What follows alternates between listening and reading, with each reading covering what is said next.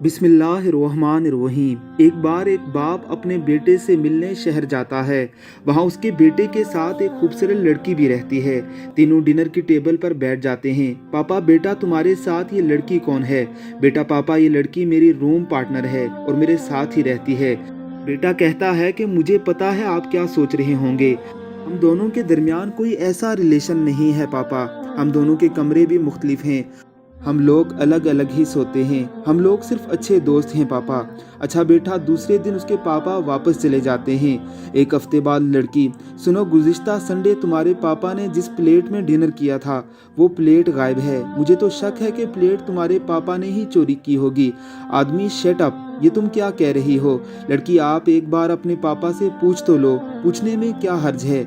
आदमी, ओके। आदमी अपने पापा को ईमेल लिखकर भेजता है, डियर पापा, मैं ये नहीं कह रहा कि आपने प्लेट चोरी की है, मैं ये भी नहीं कह रहा कि आपने प्लेट चोरी नहीं की।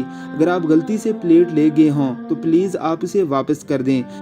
उसके पापा उसे 1 घंटे के बाद जवाब भेजते हैं, डियर बेटा, मैं ये नहीं कह रहा कि तुम्हारी रूम पार्टनर तुम्हारे साथ सोती है, मैं ये भी नहीं कह रहा कि तुम्हारे साथ नहीं सोती। अगर इस पूरे हफ्ते में वो लड़की एक बार भी अपने कमरे में अपने बेड पर सो जाती तो तकिए के नीचे ही उसे प्लेट मिल जाती जो मैंने छुपाई हुई थी। फ़कत तुम्हारा अब्बा।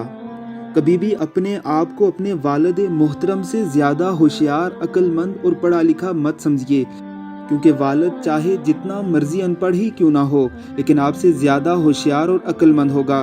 बाकी मामलों में भी वो आपसे ज़्यादा चालाक होगा। इसलिए अपने वालिदैन की कदर करें और उन्हें इज़्ज़त दें। अल्लाह रब्बुल इज़्ज़त की ज़ात हमें अच्छाई के रास्ते पर चलने की तौफीक अता फरमाए। आमीन सुम्मा आमीन।